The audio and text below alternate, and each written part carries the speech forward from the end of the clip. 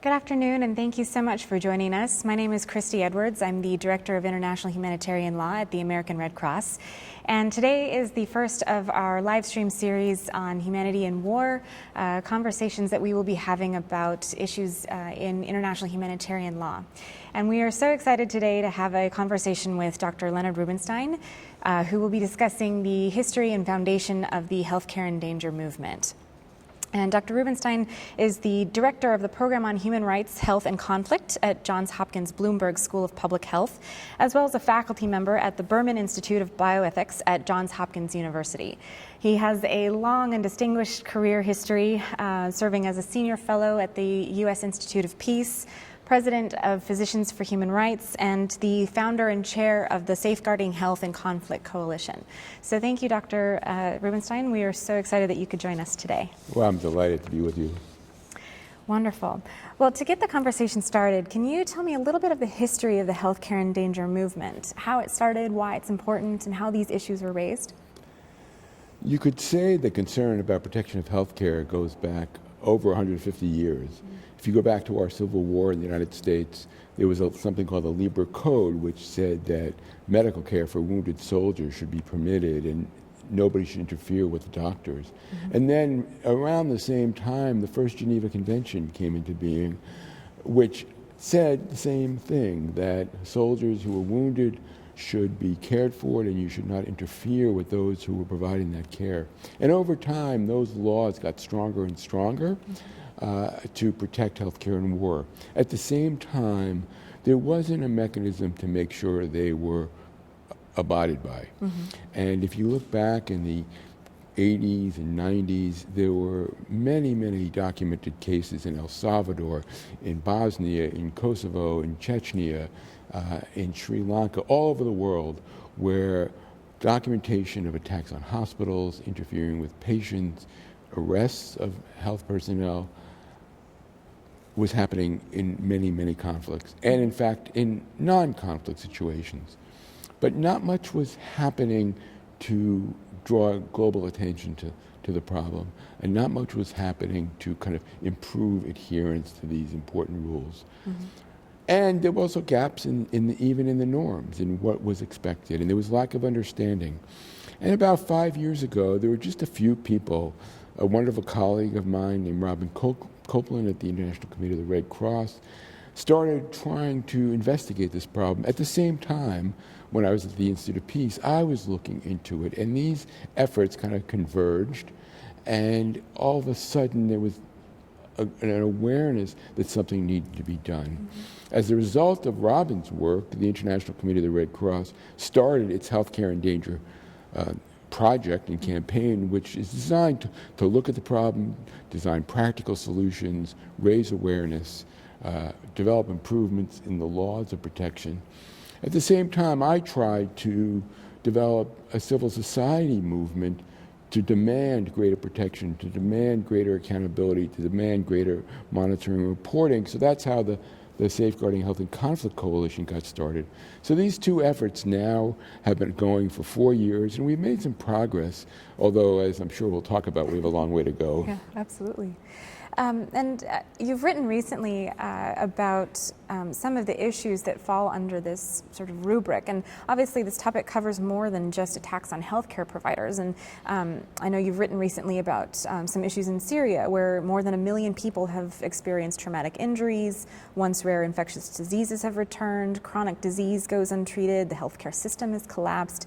And there's also issues for supply chains, access to vaccines, et cetera. Could you maybe tell us some of the other access and protection issues that arise when we're talking about safeguarding healthcare in conflict? Yeah, you know, Syria is by far the worst case, where the government is engaged in barrel bombing of hospitals. It's killed many, many doctors, nurses, and ambulance workers and other healthcare providers. It's arrested these individuals. It's done everything it could to use healthcare or denial of healthcare as a weapon of war. But it's not the only case. We have the problems in Pakistan, where more than 50 vaccinators have been killed during the course of their attempts to vaccinate children from polio. And when you look at the polio problem, we're very close to eradicating polio from the world. It's a global health priority to end polio, and Pakistan is the impediment. And it's the impediment because vaccinators are under attack. Other dimensions of this problem have to do with access. In Afghanistan, for example, which has developed a very good primary care healthcare system over the last 15 years, where the international community has invested a lot of money, there's been local leadership. But many people in many provinces have no access, not because there's no clinic there, but because they can't reach it. And there was a study by Doctors Without Borders showing the extent to which people actually died because they could not get access. They couldn't go on the roads, or there were landmines, or there was fighting in the area. And this aspect of access has been a neglected area of the problem, because of the focus has been on attacks. There's one other dimension I want to mention, that we think of this, and this program is about war, but the problem of interference with healthcare takes place in situations other than war. In Bahrain, during the Arab Spring uprisings, the medical personnel were arrested and prosecuted, imprisoned and tortured because they were essentially providing healthcare to the opposition, to the protesters. The same thing happened in Turkey in the Tahrir Square demonstrations. And this has happened in many parts of the world, so we have to broaden our understanding. And then, of course, we have to recognize that the effects are not just in the moment, that is, in the people who are killed or denied health care. But when you don't vaccinate children, you're looking at the possibility of many other children getting polio. If a hospital is destroyed, you have to think about where are you going to do a cesarean section a year from now. So these effects are multiple, they're reinforcing, and they have a range of impacts. Absolutely. And I also wanted to make a quick note for our audience that if you have questions, because these are obviously very, very interesting and timely issues that are occurring right now, please do send in your questions. You can tweet to our Twitter handle at at Humanity in War using the hashtag #HumanityInWar, and we'll make sure to incorporate your questions into today's conversation. You mentioned that there were some legal bases that have been strengthened over time for protections for healthcare workers, protection for healthcare during conflict. So can you maybe talk a little bit about what are some of the legal bases for these protections in international humanitarian law, human rights law, some of the UN protections that have started to arise in this area? Sure. For many years, international humanitarian law, which is the law of armed conflict, it's the conduct of parties who are fighting each other, said that you could not interfere with health care, not only for soldiers, as it was in the beginning, but for civilians. And in 1977, they were strengthened, saying you can't interfere with any activity by any medical person that was in compliance with their ethical obligations. So if they're obligated to be impartial and treat enemies, you have to leave them alone. But there was a gap. There was a big gap, and that is that even though human rights law applies, it wasn't really considered relevant. Why is that important? Well, human rights law concerns the way governments treat people living under their jurisdiction. It has nothing to do with war, although it applies in war. So a government can't attack its people, it can't deny freedom of speech, it must give due process of law when they're criminally prosecuting people. And the right to health is part of human rights law, and it's an important part. And yet, no one had given much thought to how it applies in these situations. But if you could go back to the example of Afghanistan, which I talked to about a moment ago, the problem of access is very different than the problem of attacks. And the obligation to protect people is part of a human rights obligation. So it's really important to say that human rights law applies here. And states understand what human rights law is about, and there are very strong international mechanisms for compliance and accountability. Of course, we know human rights are breached and violated all the time, but there are mechanisms So the goal has been one goal over the last few years is to strengthen recognition of the applicability of human rights law, not any new laws, not any new treaties. And we've had some success there. In December, the UN General Assembly passed a resolution saying quite clearly that human rights law guarantees access to health care in all situations. It guarantees that health providers should not be attacked, and it guarantees that ethical action by a healthcare provider should not be interfered with. So now we've got the legal basis, both on the law of war and human rights law, and we have to make sure there's adequate reporting and monitoring and accountability. I think for the legal community, especially, this issue of the legal protections is a huge area of interest and concern, but also the issue of implementation, because a law is only as good as it's implemented.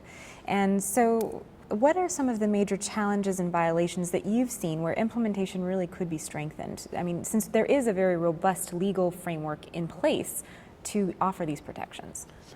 Yes, we do need more implementation and enforcement, I would say. For example, under the law of the statute of the International Criminal Court and under the Geneva Conventions and the law of war, attacks on health providers, attacks on hospitals and ambulances are war crimes.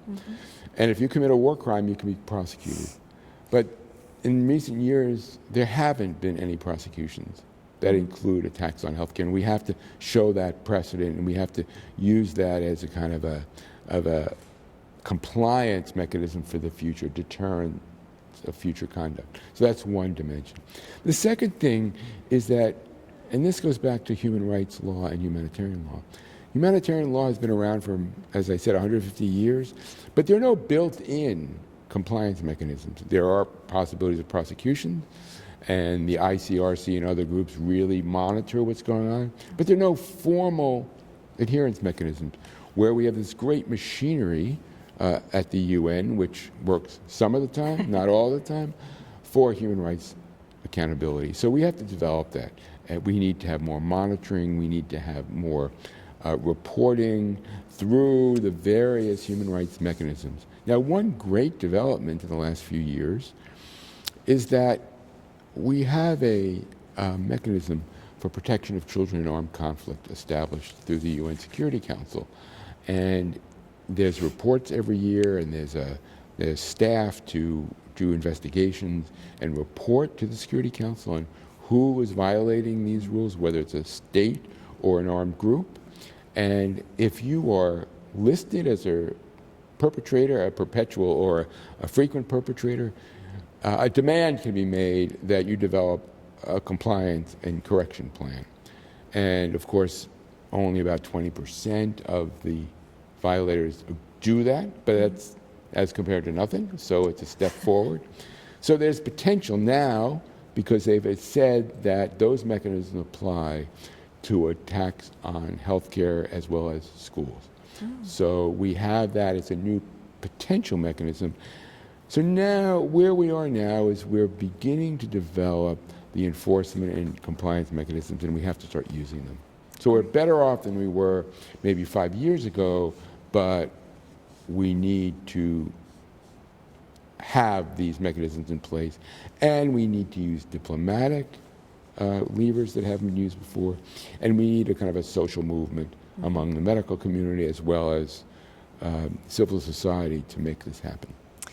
One thing that you mentioned, that there haven't been any prosecutions for some of these violations, and obviously the international criminal system is based on a system of complementarity, and so there definitely have not been any major issues going on in the international system.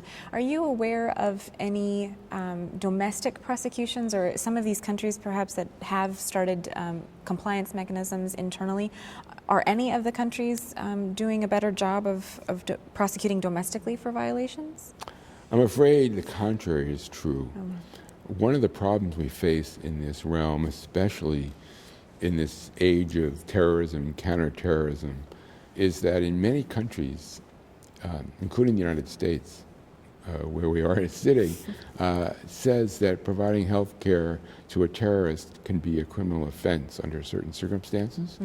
You can be denied refugee status if you provide health care to a terrorist.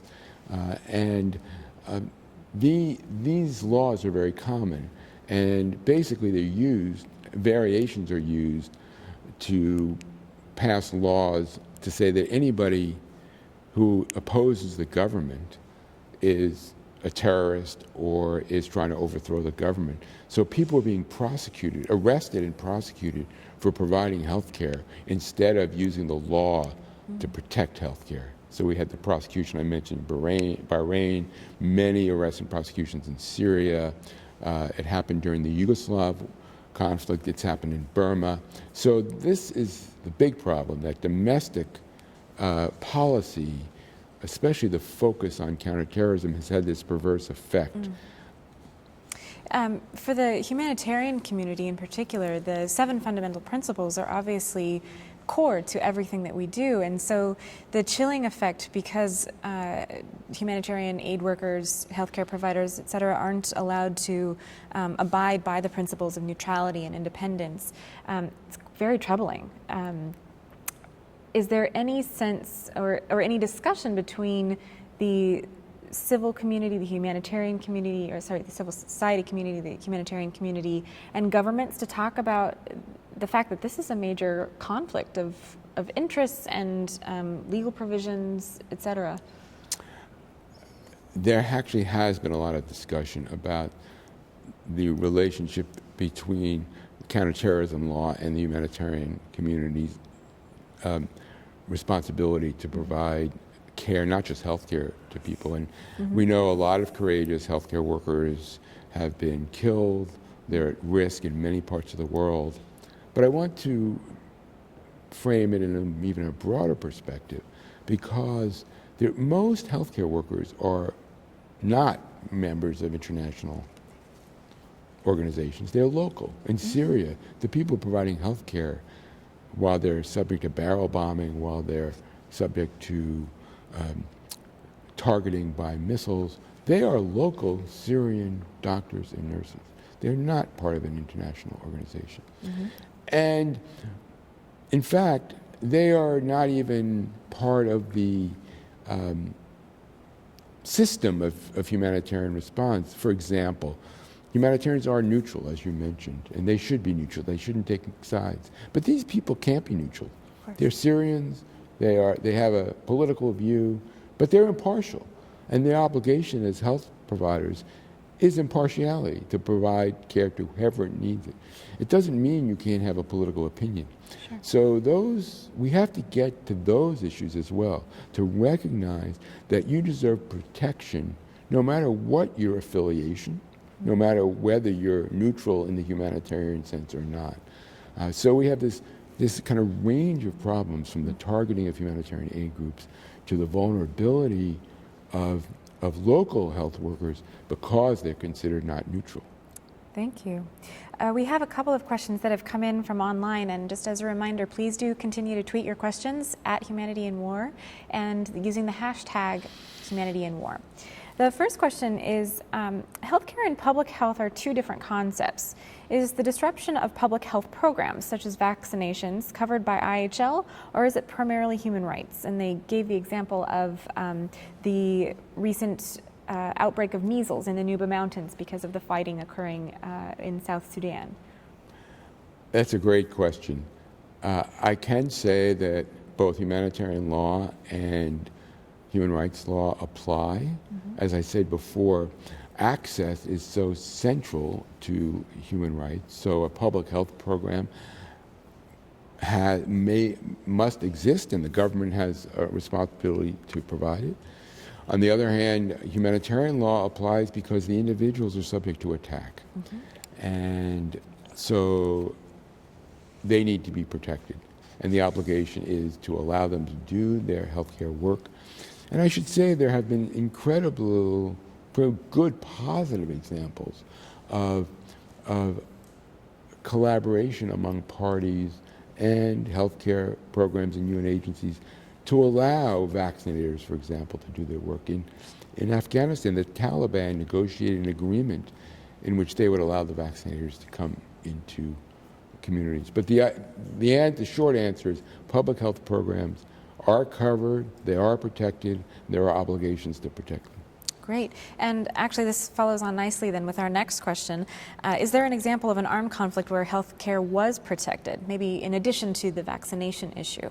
Are there any best practices that we can incorporate to protect health care in current or in future armed conflicts? One of the great aspects of the Healthcare in Danger campaign of the ICRC has been to convene people from around the world to come up with best practices, and that those best practices range from better training for ambulance drivers, better training for military organizations so they know what the circumstances of a search of a hospital or an arrest in a hospital should be, and what the limits should be, how to behave at checkpoints. Mm-hmm. There are also recommendations about how to make your building safer from attack, and what kinds of security arrangements should be made, and how do you do better to ground your work in the structures of local communities. Mm-hmm. So there are a lot of practical recommendations that are being developed and now being implemented.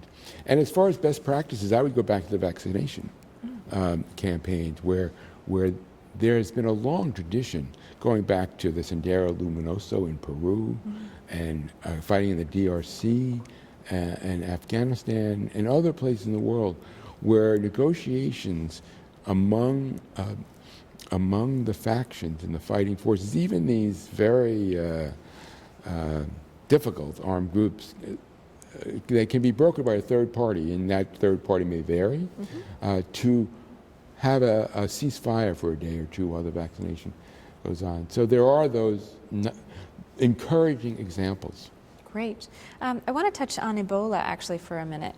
And one of the issues that people have, I guess, hypothesized that the reason why the Ebola outbreak was so large this time around, because it's obviously been around for a long time, the disease is not new, but the reason why there was such an epidemic this time was because it occurred in post-conflict countries where the infrastructure for healthcare was still being rebuilt, there was a lack of trust in local government, and some other issues. How does the post-conflict aspect, if at all, I mean, I'm assuming that it does, play into issues of public health, vaccinations, access to healthcare systems? Well, that's exactly right. In Sierra Leone and Liberia, the civil conflicts and the international conflicts too, there were devastating to the healthcare system. And despite about a decade of work in Liberia to rebuild the system, it hadn't gotten to the place where it needed to be to have the kind of infrastructure that, for example, Nigeria did to kind of nip it in the bud. So this has to do with the long-term impacts of the devastation of a healthcare system after conflict. After the civil war in Liberia, there were maybe 20 doctors left in the whole country. Wow. So, and in Iraq, there was an enormous exodus of doctors because of the fighting there, because they were targeted. Mm-hmm. Kidnapping of doctors became a major problem, is an understatement, in the period about 2003, 4, 5, 6. And then people left. So these downstream effects are enormous. One of the other questions that's come in from online is that while there are many facets of healthcare that are vulnerable during armed conflict, is there one that the international community should focus on? Access, attacks to personnel and facilities, what should be the priority? I can't name one priority, but one thing we haven't talked about is the World Health Organization, which is the global institution concerned with health, for a long time didn't take this issue up at all. Mm-hmm. Now it has, and it has a particular responsibility, in part because of the work our coalition did back in 2012, to say, you must collect systematic data on this problem.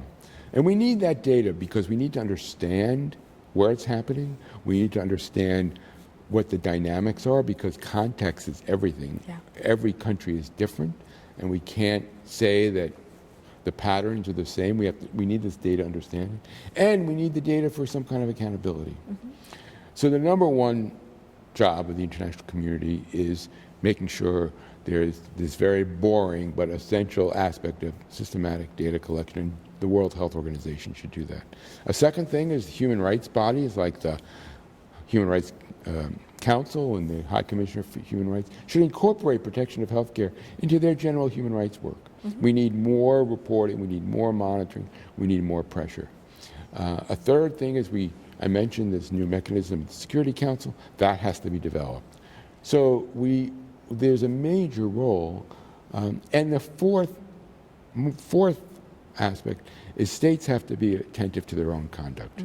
They need to repeal laws that say you can prosecute doctors for being members or supporting or providing treatment to the opposition.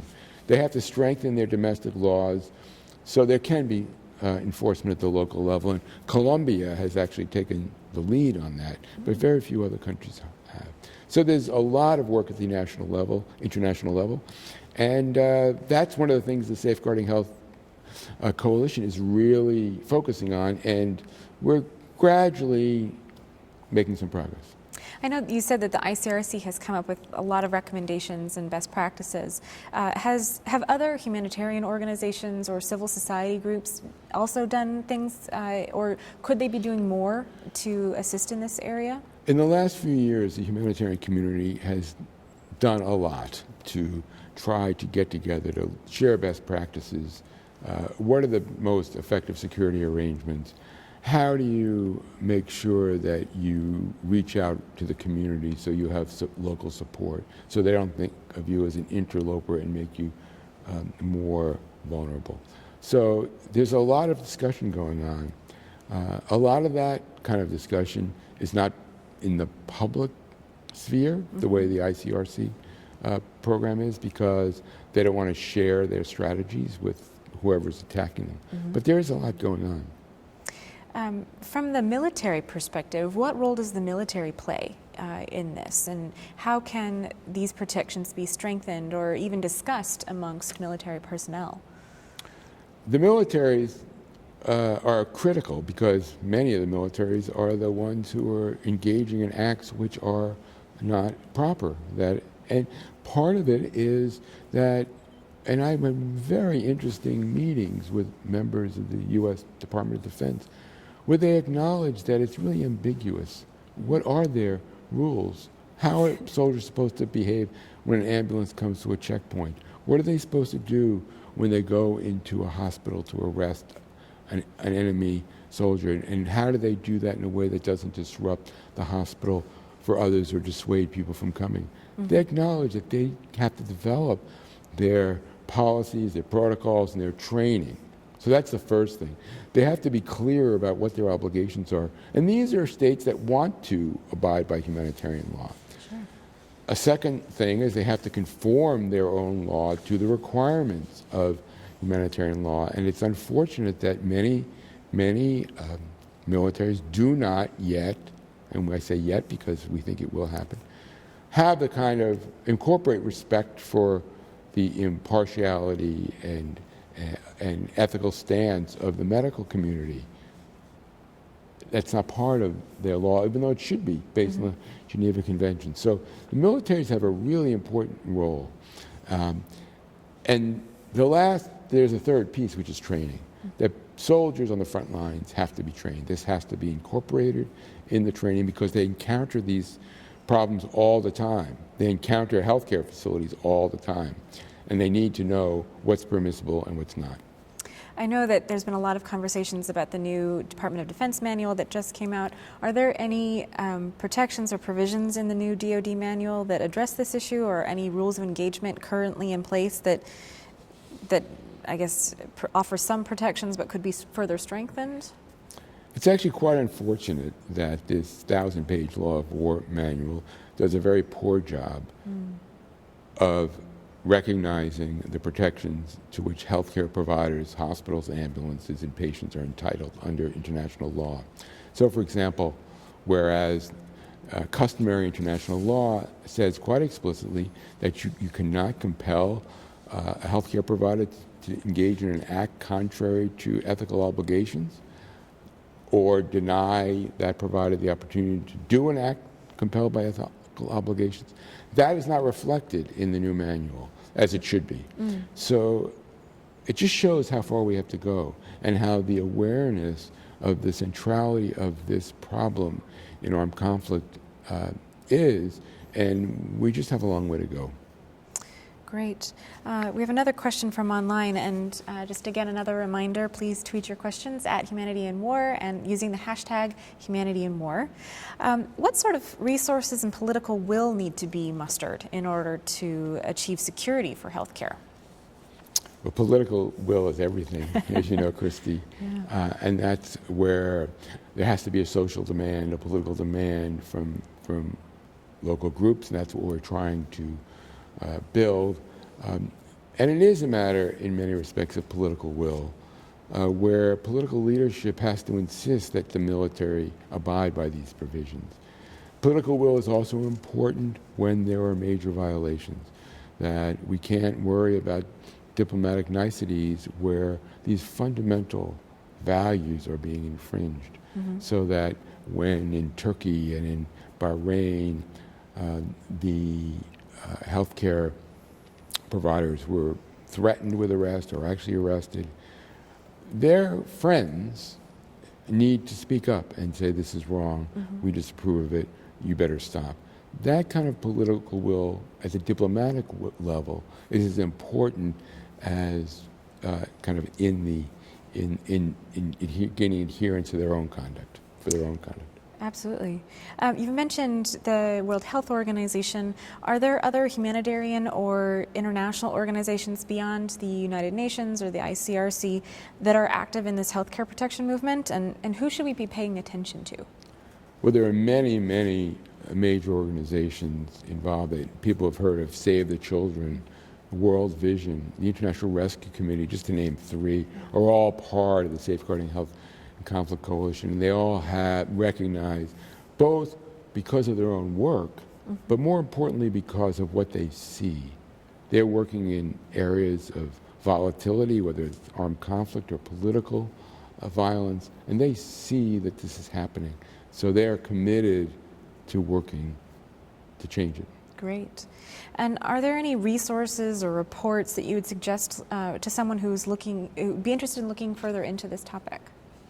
Well, first of all, you can go to our own website for the coalition, which is safeguardinghealth.org, and you can follow us on Twitter. We report on what's going on. It's at Safeguarding HC, Healthcare. Of course, the Healthcare in Danger Project of the International Committee of the Red Cross also has a major website and a Twitter feed and gets information out there. Our coalition also produces an annual report on the problem. It's remarkable that this is really the only game in town, but that before we started doing these reports, the first one was in 2014, then we did one this year, on the global scope of the problem. And you can get copies of those reports on our website. The ICRC has also done a lot of work to document the problem, and it's excellent work, but because of the nature of their mandate, they don't share the names of the countries where these events take place. So while it has a lot of value, it has that limitation. So there are the resources out there.